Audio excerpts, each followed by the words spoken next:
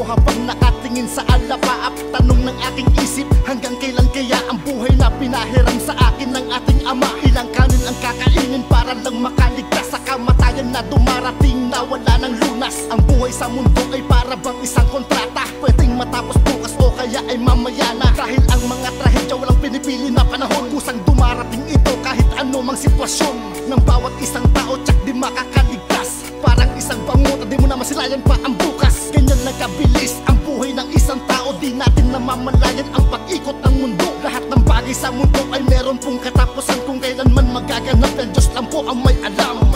Sa buhay na pinahiram sa akin ng ating ama, nagtatanong ang isip, hanggang kailan kaya, saan kaya tutungo aking kaluluwa? Saan ba nararapat, sa langit o sa lupa?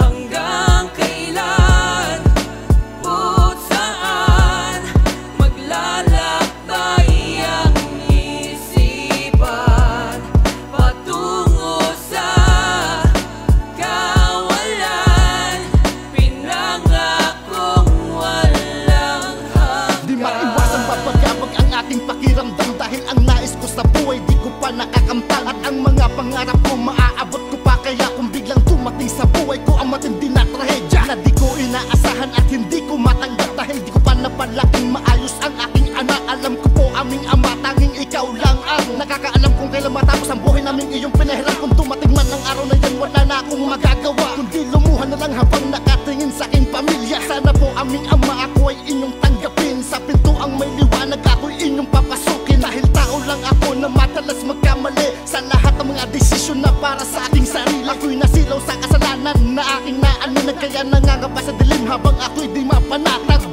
Sa buhay na pinahiram sa akin ng ating ama, nagtatanong ang isip, hanggang kailan kaya, saan kaya tutungo aking kaluluwa? Saan ba nararapat, sa langit o sa lupa?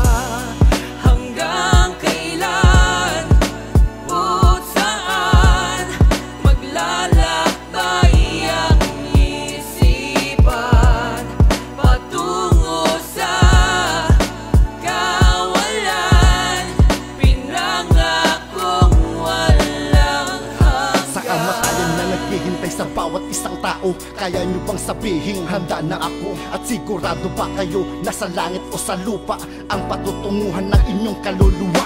Ayoko pong lakarin ang daan ng may apoy at susunod sa may sungay habang ako'y binubugbog. Di bali nang nakaluhod habang ako'y naglalakad, habang sinasambit ang salitang aming ama, patawad sa lahat ng mga kasalanan ko na aking nagawa.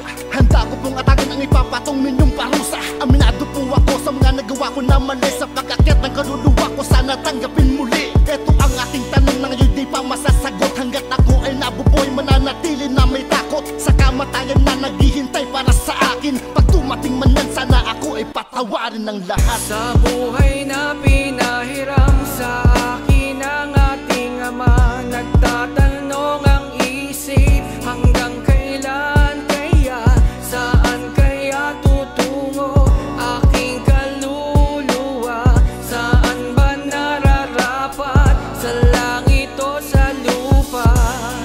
Hanggang kailan o saan maglalakbay ang isipan patungo sa kawalan, pinangakong walang hanggan? Sa buhay na pinahiram sa akin ng ating ama, nagtatanong ang isip, hanggang kailan kaya, saan kaya tutungo aking kaluluwa?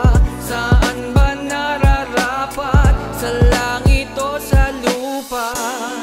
Hanggang kailan o saan maglalakbay ang isipan patungo